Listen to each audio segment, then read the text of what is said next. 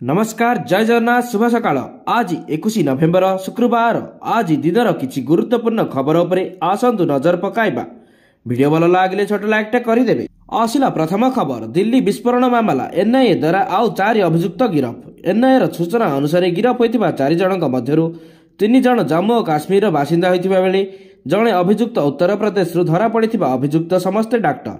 अभियुक्त माने विस्फोरण षड्यंत्र रे सीधा सड़क जड़ित थिबा नै एनआईए दाबी करिछि।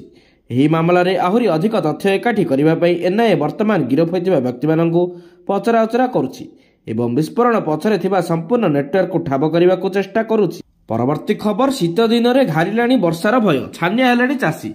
शनिवार 22 तारिख बेलकु बंगोपसागर रे आसुछि लघुचाप। जदिओ बात्या नै कोनोसी स्पष्ट सूचना आसी नै, तेबे लघुचाप प्रभाव रे उपकूल और दक्षिण ओडिसा रे प्रबल वर्षा हेबा नै संभावना रही।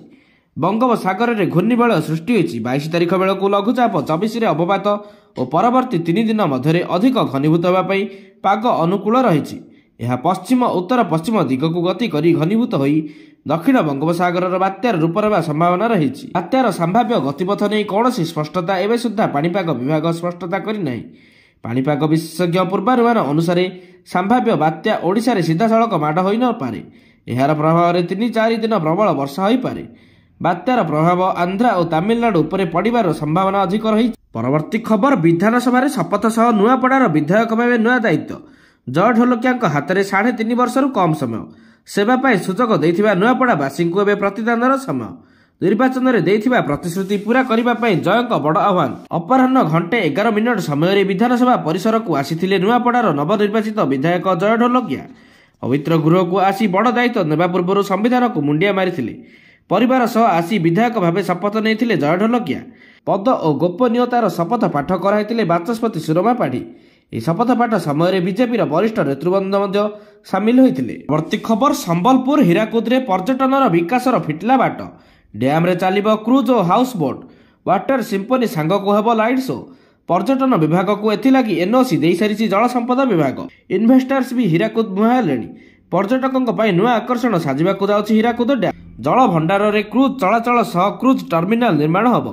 एथिसह laser music show, dam museum आदि निर्माण पई पर्यटन विभाग को एनओसी देइछि जल संपद विभाग। झांकराणी मंदिर पछपट जमी रे हेबो लेजर म्यूजिक शो। राइट डाइक रे डाहाण पार्श्व रे होटल निर्माण एवं क्रूज टर्मिनाल पई अनुमति देइछि जल संपद विभाग।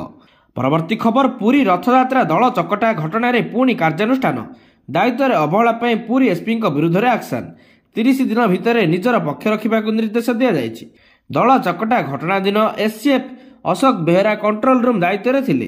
सरदा बाली रे दल चकटा घटना रे 7 पुलिस अधिकारी नुहे अन्य प्रशासनिक अधिकारी माने मध्य दोषी। उन्नयन कमिशनर तथा अतिरिक्त मुख्य सचिव अनु गर्गଙ୍କ तदंत रिपोर्ट रे समस्त दोषी विरुद्ध रे श्रृंखलागत कार्यानुष्ठान निर्देश दिया जायछि। परवर्ती खबर, कौनसी बिल को अनुमोदन देबाकू राष्ट्रपति बा राज्यपालक पई अदालत समय सीमा धार्य करि परिबे नाही। संविधानर धारा 143 अनुसार भारतर राष्ट्रपति द्रौपदी मुर्मूଙ୍କ द्वारा दिया जायतिबा संदर्भ बा प्रेसिडेंशियल रेफरेंस उत्तर देई सुप्रीम कोर्ट कहिसंती संविधान अनुसार बिल गुडी को सम्मति प्रदान करिबा संपर्क रे राष्ट्रपति एवं राज्यपालक निष्पत्ति पई कोर्ट कौनसी समय सीमा लागू करि परिबे नाही। गत मे मासरे सुप्रीम कोर्ट को प्रेसिडेंशियल रेफरेंस आसीथिला। एकाधिक शुणाणी करी सर्वोच्च अदालत गुरुवार राय शुणाइछंती। प्रधान विचारपति जस्टिस बीआर गवाईଙ୍କ नेतृत्व रे गठित 5 जणिया खंडपीठ कहिसंती कौनसी बिल आईन रे परिणत हेबा परे ही न्यायिक समीक्षा करा जाई परिबो। सुप्रीम कोर्ट आहुरी कहिसंती बिल मंजूरीर समय सीमा लागू करिबा संविधानर संपूर्ण विरोधी। तेबे विलंबित, अस्पष्ट एवं अनिर्दिष्ट निष्क्रियता निश्चित भावरे सीमित न्यायिक जांच को आमंत्रण करिबो बोली सुप्रीम कोर्ट कहिसंती। परवर्ती खबर, राष्ट्रपति द्रौपदी मुर्मूଙ୍କ निज जिला मयूरभंज एवं राज्य सरकार फोकस रे रहिछि। दीर्घ दिन धरी पछुआ जिला भावे परिचित मयूरभंज को एक अग्रणी और विकसित जिले में परिणत करने सरकार अंटा भिड़िछंती। एने गत अक्टोबर 23 तारिख में मुख्य शासन सचिव अध्यक्षतार अनुष्ठित एक उच्चस्तरीय बैठक में जिलार विकास एक स्वतंत्र ब्लूप्रिंट प्रस्तुत करा जायछि। एही बैठक में अर्थ विभाग सचिव, कृषि विभाग सचिव, स्वास्थ्य विभाग सचिव, उच्च शिक्षा विभाग सचिव, गणशिक्षा विभाग सचिव, पर्यटन सचिव, मुख्य वन्य प्राणी संग्राहक एवं मयूरभंज जिलापाल प्रमुख उपस्थित रही जिला विकासर ब्लूप्रिंट प्रस्तुत करा जायछि। एही योजना अनुसार राष्ट्रपति जन्ममाटी रायरंगपुर रे एक आयुर्वेदिक मेडिकल कॉलेज, केंद्रीय विश्वविद्यालय एवं आईआईटी भली प्रमुख शिक्षानुष्ठान प्रतिष्ठा करा जिबार प्रस्ताव रहिछि। जिल्लार सर्वांगीन उन्नति ପାଇଁ कृषि स्वास्थ्य शिक्षा पर्यटन विभागर सचिव माने मिलित भाव ଏହି रोड मैप तैयारी କରିଛନ୍ତି जहाँ मयूरभंजर विकास धारा को त्वरान्वित करिब। परवर्ती खबर भारत को जाभेलिन क्षेपणास्त्र प्रणाली बिक्री ପାଇଁ ଯୁକ୍ତରାଷ୍ଟ୍ର ଆମେରିକା ଅନୁମୋଦନ। 92.8 ନିୟୁତ ଡଲାର ମୂଲ୍ୟର ଏହି କ୍ଷେପଣାସ୍ତ୍ର ପ୍ରଣାଳୀ ଭାରତକୁ ବିକ୍ରି ପାଇଁ ଆମେରିକାର ଅନୁମୋଦନ କରିଥିବା ଆମେରିକା ପ୍ରତିରକ୍ଷା ସୁରକ୍ଷା ସହଯୋଗ ଏଜେନ୍ସି DSC ପକ୍ଷରୁ ବିବୃତ୍ତି ଜାରି କରାଯାଇଛି। ଏହା ଆମେରିକା ଭାରତ ରଣନୈତିକ ସହଭାଗିତା ସମ୍ପର୍କକୁ ସୁଦୃଢ କରିବ। ଭାରତକୁ ଆମେରିକା ଜାଭେଲିନ୍ FGM 148 କ୍ଷେପଣାସ୍ତ୍ର fly to buy 25 Javelin lightweight command launch unit ଆଜି ପ୍ରଥମ ପ୍ୟାକେଜରେ ଦେବ। ଏହାର ମୂଲ୍ୟ ରହିଛି 45.7 ନିୟୁତ ଡଲାର। ଦ୍ୱିତୀୟ ପ୍ୟାକେଜରେ 47.1 ନିୟୁତ ଡଲାର ଅନ୍ୟ କ୍ଷେପଣାସ୍ତ୍ର ପାଇବ ଭାରତ। ପରବର୍ତ୍ତୀ ଖବର ବିହାର ସରକାରରେ ପୂର୍ବରୁ ପାର୍ଟନର ଥିବା ବିଜେପି ଏବେ ନୂଆ ସରକାର ହୋଇଛି ଅଧିକ ପାୱାରଫୁଲ। ନୀତିଶଙ୍କ ନୂଆ ସରକାରରେ 26 ମନ୍ତ୍ରୀ ପଦରୁ ବିଜେପି ଏକାକୀ 14 ମନ୍ତ୍ରୀ ପଦ ହାତେଇ ନେଇଛି। ଖାଲି ସେତିକି ନୁହେଁ, 2 ଉପମୁଖ୍ୟମନ୍ତ୍ରୀ ପଦବୀ ନିଜ ପାଖରେ ରଖିଛି ବିଜେପି। ଯାହାପରେ ଚର୍ଚ୍ଚା ହେଉଛି ସେ ବିହାର ମୁଖ୍ୟମନ୍ତ୍ରୀ ଆସନରେ ନିଜ ଦଳର ନେତାକୁ ବସାଇ ନ ପାରିଲେ ବି ସରକାରକୁ କିନ୍ତୁ ପାୱାରଫୁଲ ହୋଇଛି ବିଜେପି। ନୀତିଶ କୁମାରଙ୍କ ସହ 26 ଜଣ ମନ୍ତ୍ରୀ ବିହାର ଗାନ୍ଧୀ ମଇଦାନରେ ଶପଥ ନେଇଛନ୍ତି। ସେମାନଙ୍କ ଭିତରୁ 14 ଜଣ ମନ୍ତ୍ରୀ ବିଜେପି କୋଟାରୁ ହୋଇଥିବା ବେଳେ ଜେଡିୟୁ କୋଟାରୁ 8 ଜଣ ନେତା ମନ୍ତ୍ରୀ ହୋଇଛନ୍ତି। ପରବର୍ତ୍ତୀ ଖବର ଦୀର୍ଘ ଦିନର ଅପେକ୍ଷା ପରେ ଶେଷରେ ବନ୍ଦେ ଭାରତ ସ୍ଲିପର ଟ୍ରେନ୍କୁ ନେଇ ଏକ ବଡ଼ ଖବର ସାମ୍ନାକୁ ଆସିଛି। ରେଳମନ୍ତ୍ରୀ ଅଶ୍ୱିନୀ ବୈଷ୍ଣବ ସ୍ପଷ୍ଟ କରିଛନ୍ତି ଯେ ଚଳିତ ବର୍ଷ ଡିସେମ୍ବର ମାସରୁ ଦେଶର ପ୍ରଥମ ବନ୍ଦେ ଭାରତ ସ୍ଲିପର ଟ୍ରେନ୍ ଚାଲିବା ଆରମ୍ଭ ହେବ। ଏହି ଅତ୍ୟାଧୁନିକ ଟ୍ରେନ୍ରେ ଯାତ୍ରୀମାନେ ଏବେ ଆରାମଦାୟକ ତଥା ବିଶ୍ୱସ୍ତରୀୟ ସୁବିଧା ସହ ଯାତ୍ରା କରିବାର ସୁଯୋଗ ପାଇବେ। ରେଳମନ୍ତ୍ରୀ ଅଶ୍ୱିନୀ ବୈଷ୍ଣବ ସୂଚନା ଦେଇଛନ୍ତି ଯେ ଦେଶର ପ୍ରଥମ ବନ୍ଦେ ଭାରତ ସ୍ଲିପର ଟ୍ରେନ୍ରେ ବାକି ଥିବା ଅଳ୍ପ କିଛି କାମ ଚାଲିଛି।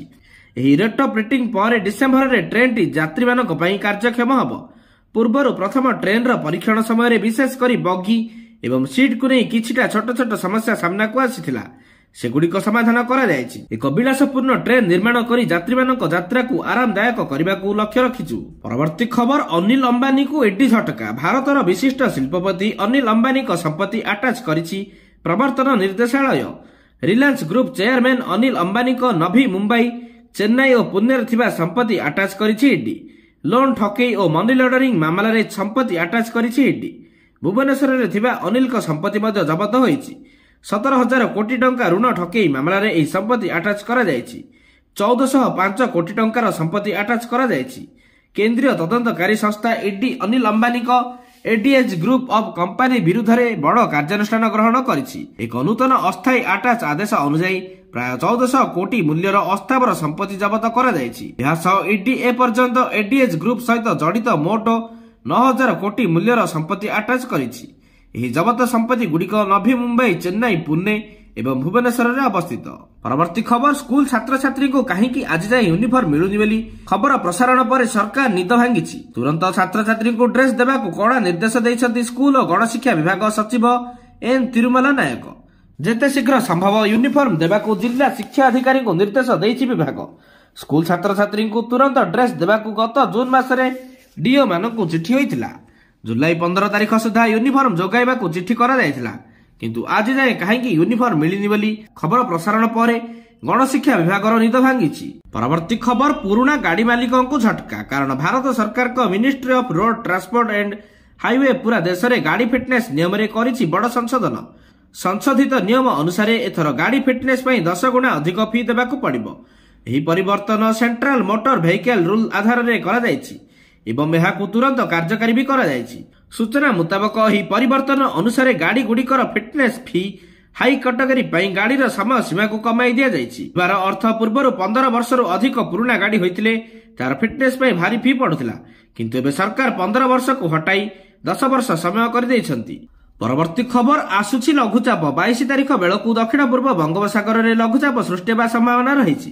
ସମୁଦ୍ର ଭିତରେ ପଶ୍ଚିମ ଉତ୍ତର ପଶ୍ଚିମ ଦିଗରେ ଗତି କରି ଘନୀଭୂତ ହୋଇ 24 ତାରିଖ ବେଳକୁ ଦକ୍ଷିଣ ବଙ୍ଗୋପସାଗରର କେନ୍ଦ୍ରୀୟ ଅଞ୍ଚଳରେ ଅବପାତରେ ପରିଣତ ହେବ। ପରବର୍ତ୍ତୀ 48 ଘଣ୍ଟାରେ ଗତିର ଦିଗ ବଜାୟ ରହିବା ସହ ଦକ୍ଷିଣ ପଶ୍ଚିମ ବଙ୍ଗୋପସାଗରରେ ଆହୁରି ଘନୀଭୂତ ହେବା ସମ୍ଭାବନା ରହିଛି। ଲଘୁଚାପ ପ୍ରଭାବରେ ଉପକୂଳ ଓ ଦକ୍ଷିଣ ଓଡ଼ିଶାରେ ବର୍ଷା ହେବାର ଆଶଙ୍କା କରାଯାଉଛି।